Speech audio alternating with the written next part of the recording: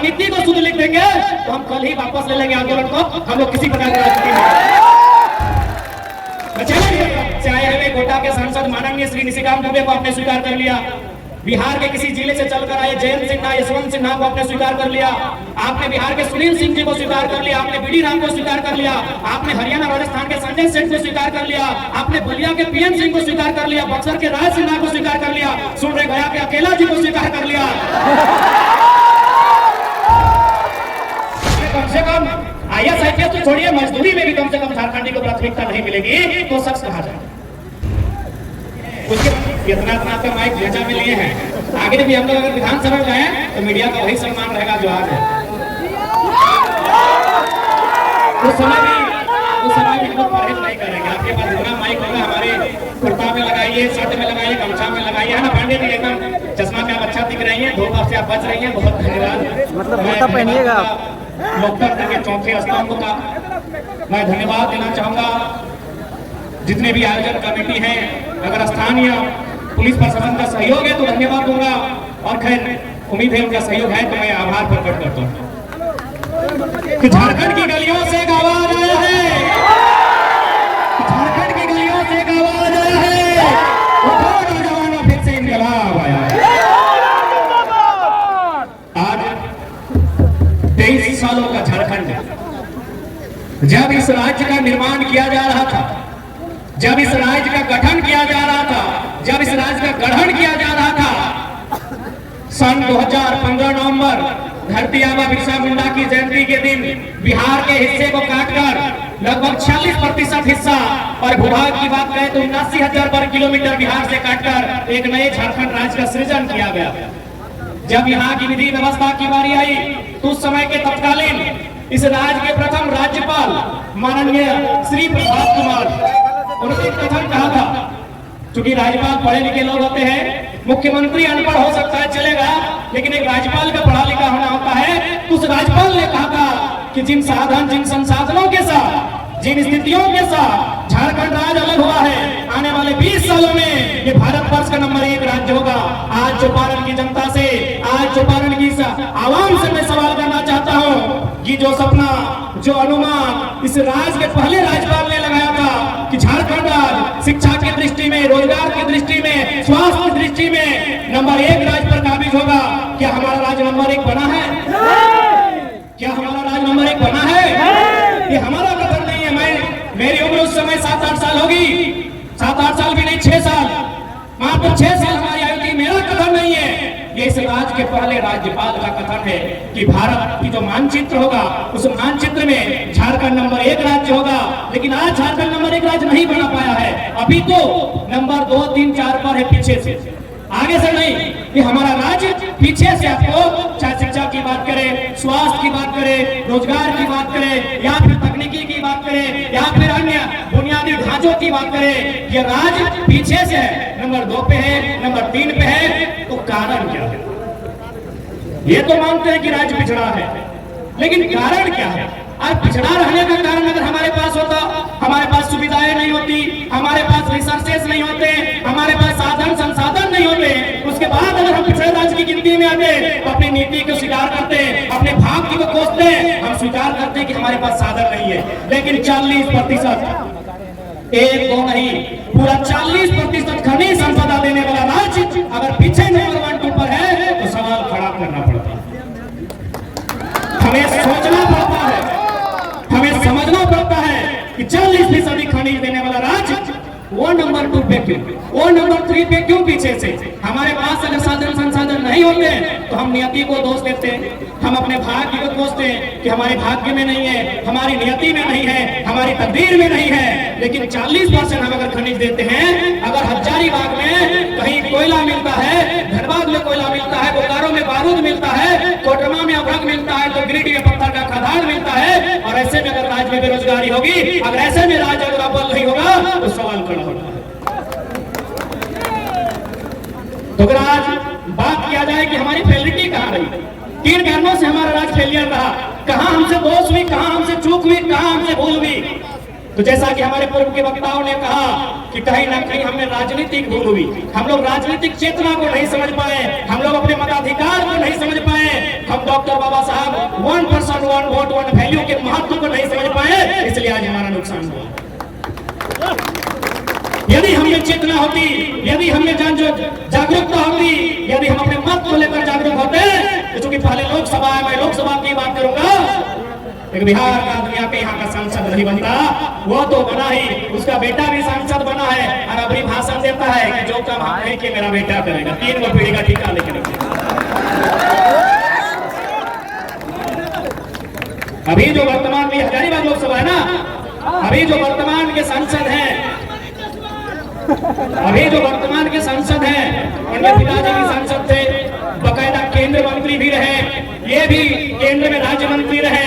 अब ये कहीं जाते हैं किसी योजना में तो अपना बेटा को बगल में फोटो खिंचाते हैं, क्योंकि आज के डेट में थोड़ा फोटो खिंचवा लो भी सोचता है, तो फोटो खिंचा के बोलते हैं कि जो काम हम नहीं किए मेरा बेटा पूरा करेगा। तो ये धिक्कार है कि नहीं? झारखंडी जनमानस के ऊपर एक सवाल है कि नहीं? क्या हम लोग जीवन भर एक भीड़ बनने के लिए पैदा हुए हैं? क्या हमारी आने वाली पीढ़ी यूं ही पलायन करेगी? इसके लिए कहीं ना कहीं हमें राजनीतिक चेतना का अभाव रहा, हम लोगों ने नेतृत्व करने का अवसर नहीं चुना, और जो लोग नेतृत्व करने के लिए गए हमने उन्हें स्वीकारा नहीं।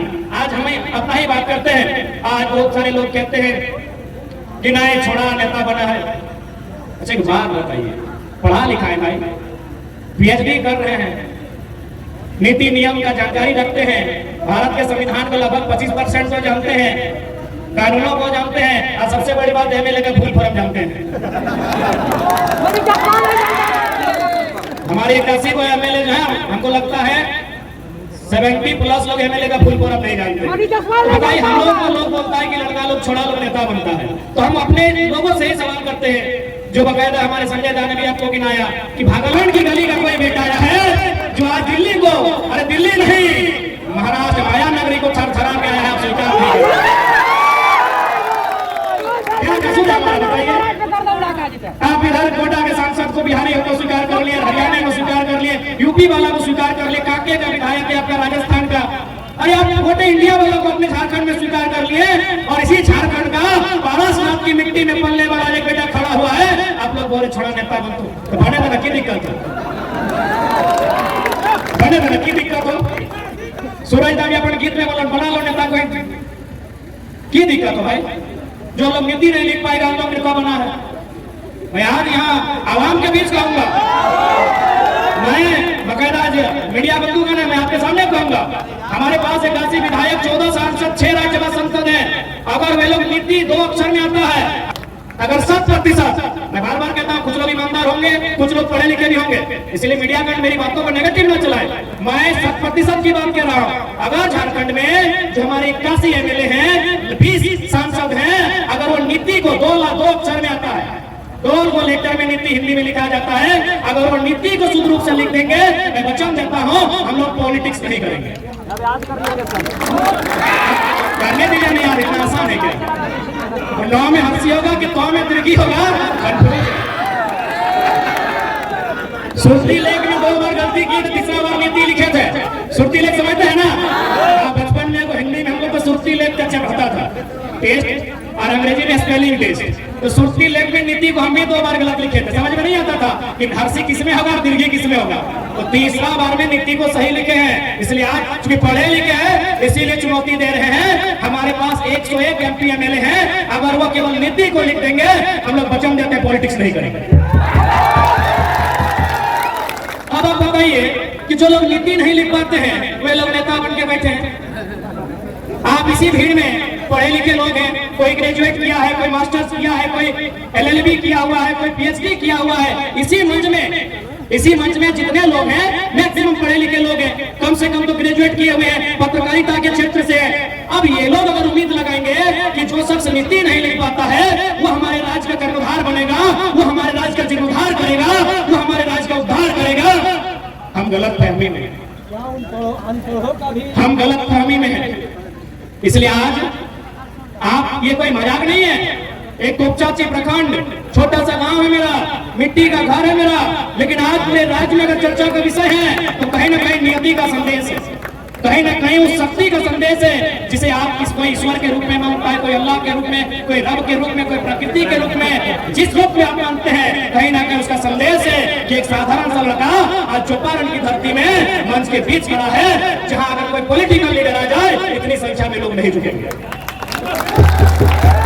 यानी ये नियति की मांग है मेरे साथियों। क्योंकि आज मैं कुछ दिन पहले महाराष्ट्र गया था, मैंने वहां लोगों से बकायदा पूछा कि आप कहां से हैं और क्या क्या काम करते हैं, कहां रहते हैं।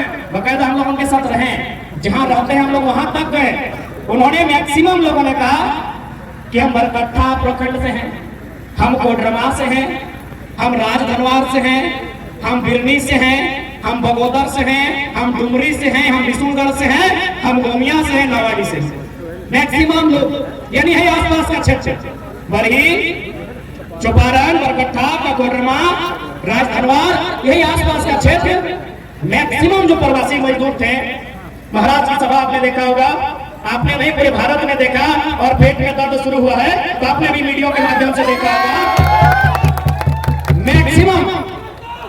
मैक्सिमम लोग हमारे इसी क्षेत्र के थे। उत्तरी छोटा नागपुर का जो ये हिस्सा है, पारासनाथ और झूला पहाड़ के इस पार का हिस्सा जो है, मैक्सिमम लोग इसी क्षेत्र के थे। हमने उनसे ये भी पूछा कि आप क्या करते हैं। मैक्सिमम लोगों ने कहा हम लोग ड्राइविंग करते हैं। मैक्सिमम यदि मैं 100 लोगों से मिला तो उसमें लगभग 40 to 50% लोग ड्राइविंग करते थे। अब एक बात है, यदि ड्राइविंग ही करना था, मैंने ये नहीं कहा कि हम अगर ड्राइवर हैं तो हमको इंजीनियर वाला स्केल दे दीजिए या फिर हमको डॉक्टर वाला कैंची दीजिए और गुर्दा के जगह हम किडनी का इलाज करेंगे, मैंने ये नहीं कहा। और आज भी हम लोग फेंका फेंकी वाला बात नहीं कहेंगे। यदि हमारे भाई जो बरकट्ठा से चलकर महाराष्ट्र गए हैं, जो बरही चंपारण से चल के महाराष्ट्र गए हैं, जो कोडरमा से चलकर, चंदवारा से चलकर, विष्णुगढ़, बगोदर से चलकर महाराष्ट्र गए हैं, और वे यदि वहां ड्राइविंग का ही काम करेंगे तो भाई ठीक है, वो ड्राइविंग ही करेंगे। जो ड्राइविंग का सेक्टर होता है, यानी सड़क परिवहन मंत्री, हमारे यहाँ कोल्हान से है सड़क परिवहन मंत्री। झारखंड में इतनी लंबी लंबी सड़कें हैं, ये बरही से लेकर बहरागोड़ा है, एक आपका बरही से लेकर सीधे निरसा तक है ना।